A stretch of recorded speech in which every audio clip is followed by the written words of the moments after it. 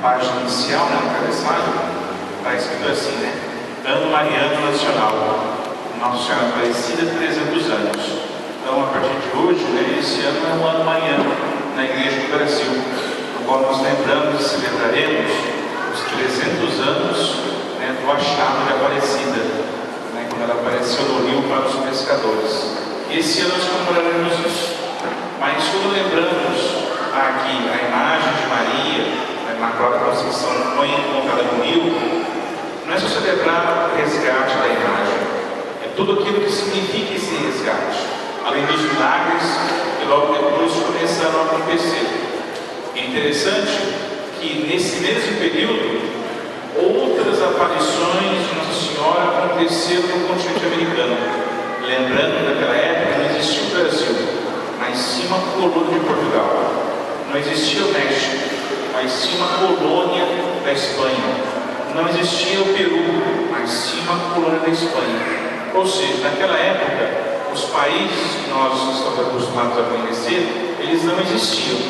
Existiam colônias. E toda colônia tem alguém que manda e alguém que obedece, mas tem direitos. Hoje acontece a mesma coisa, né? Tem alguém que manda e tem que obedece. Mas pelo menos nós temos alguns direitos como cidadãos. Naquela época isso não existia. Ou seja, os escravos, os índios, eram pessoas que não possuíam direitos nenhum. E naquele momento, naquele século, no século XVII, depois na Espanha, no México, no século XVIII, no Peru, no século XVII, né, na Colômbia também tem, foram tendo aparições de Nossa Senhora. E Nossa Senhora vai aparecendo como as pessoas daquela região. Se é negro, se é índio, se é morenos. Ou seja, as aparições de Nossa Senhora são para aqueles lugares que precisam de fé. E ela apareceu da maneira como as pessoas compreendiam. E é bonito isso. Toda vez que existe uma aparição de Nossa Senhora, ou algum gesto que nós lembramos da sua presença, é lembrar primeiro de Deus. Quando ela responde ao anjo, né? Faça-se em mim aquilo que Deus quer, não que aquilo que ela queria. Talvez já seja para nós, nesse ser mariano, alguma coisa muito importante. Não querer que Deus faça o que nós queremos, mas sim nós fazemos o que Deus quer. E nas aparições, primeiro, Deus aparece do jeito que as pessoas possam compreender. Segundo, Deus aparece por meio de Maria naqueles lugares que não têm fé. Lembrando que nessa época, quando nós falamos da aparição da Senhora, por ensino do século XVIII, ou 700 alguma coisa, muitas pessoas não tinham a fé católica. Muitas pessoas não conheciam Jesus Cristo, mesmo vivendo aqui no Brasil, que se tornaria o Brasil. Ou seja, por meio das aparições de Nossa Senhora, as pessoas conhecem a Deus, conhecem o seu Filho. Então, as aparições de Lourdes, de Fátima, na África, né, aconteceram em alguns lugares que nem católicos são, também tiveram aparições de Nossa Senhora. São lugares nos quais, momentos nos quais, as pessoas vão atrás de Deus, porque vai aparecer Maria. Ou seja, quando Maria faz uma aparição, não é para dizer que ela é principal, não, é para mostrar quem é Deus. Quando nós lembramos então, quando Maria, lá nas bodas de Caná, manda que os empregados façam o que o seu filho quer, e lembrando as bodas de Caná, que não faltou vinho, né? Maria, então, vendo que o vinho estava faltando, chamou os empregados, pedindo para que eles obedecessem a Jesus. É interessante, o Evangelho de São João é a única fala de Maria: fazei o que ele nos disser. Ou seja, obedeçam a ele. É a única fala de Nossa Senhora no Evangelho de São João. Isso significa que essa é a mensagem. Então, se nós lembramos os 300 anos de Maria no Brasil, da aparição de Nossa Senhora Aparecida, é para lembrarmos que em cada aparição é Maria dizendo para nós: fazei o que ele nos disser, obedecei ao meu filho. Então, quando nós vemos algumas aparições de Nossa Senhora, ela tem uma mensagem. E se vocês olharem, prestarem atenção na mensagem, a mensagem verdadeira é sempre aquela: converter os seus pecados, obedecer a Jesus e fazer o bem. Qualquer outra fala de Maria, talvez essa aparição não seja verdadeira. A pessoa está inventando. É porque as aparições verdadeiras de Maria têm sempre isso: converter os seus pecados, escutar o que o meu filho está dizendo, e procurar fazer o bem. Não sai disso. Qualquer outra aparição que a mensagem seja outra coisa, tome cuidado. Eu quero dizer isso no Evangelho de hoje. Deixa eu encontrar o versículo 19. Quanto a Maria, guardava todos os fatos e meditava sobre eles em seu coração. Que importante. Às vezes, quantas vezes a gente encontra pessoas próximas de nós, aconteceu uma coisinha, fui lá no padre, rezei, não deu certo, fui para a igreja evangélica, procurei espiritismo, procurei banda, procurei outra coisa. Por quê? Porque não tem paciência, que as coisas estão na hora. Maria ensina o quê? Ela meditava todas as coisas em seu coração. Tem gente às vezes que se desespera por pouca coisa. Tem pessoas que se desesperam porque não sabem esperar, não conseguem meditar nada. Posso dizer, são levadas ao vento. Meu namorado está indo embora, eu vou fazer tal coisa, vou ficar comigo. Isso não existe. Você quer ir embora, deixa embora. Quem não quer negócio? Vou fazer alguma coisa mágica, deixa comigo. Isso não existe. Meu filho morreu, eu quero tanto falar com ele. Vai no centro espírita para ouvir. E você separa, quando vai no centro espírita, ouve o que quer. A pessoa brigou a vida inteira com o outro, fica com remorso, com dor na consciência. Depois lá no centro espírita, eu ouvi o que eu precisava. Meu irmão, meu pai, minha mãe está bem. Você ouviu o que você quis.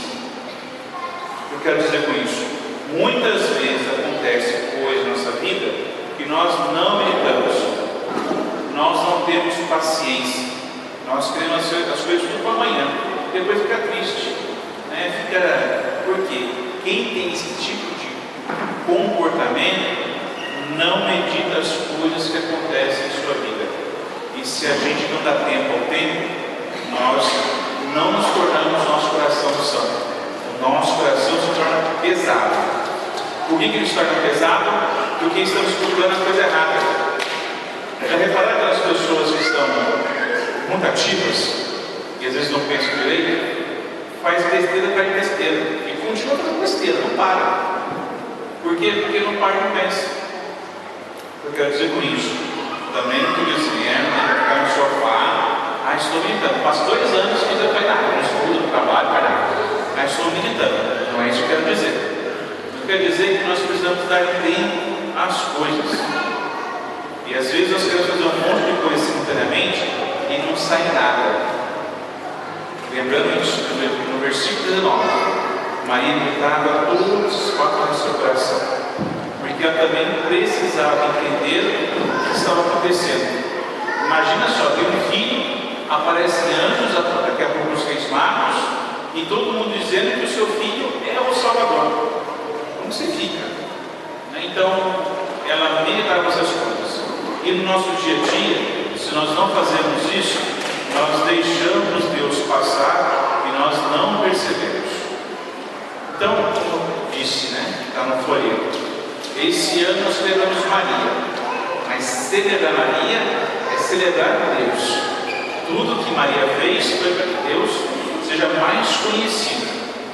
E conhecendo mais Deus, também darmos tempo para meditar, não nos desesperarmos com as coisas que acontecem, não nos desesperarmos pelas coisas que nós não entendemos. E para encerrar, por que isso? Na segunda leitura, São Paulo vai dizer: porque nós somos filhos, somos também